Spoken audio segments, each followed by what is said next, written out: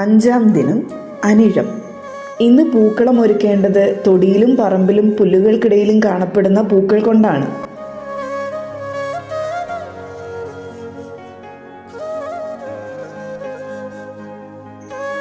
അഞ്ചാം നാൾ മുതലാണ് പൂക്കുട വെച്ച് തുടങ്ങുന്നത്. ഓരോ പ്രദേശങ്ങൾക്കുമനുസരിച്ച് പൂക്കുട വയ്ക്കുന്ന രീതി വ്യത്യാസപ്പെട്ടിരിക്കുന്നു. കുട്ടിക്കാലത്ത് ഇങ്ങനെ അമ്മ ഈർക്കിലിൽ പൂവ് കോർത്ത് കോർത്ത് പൂക്കുട വയ്ക്കുന്നത് കണ്ടിട്ടുണ്ട്.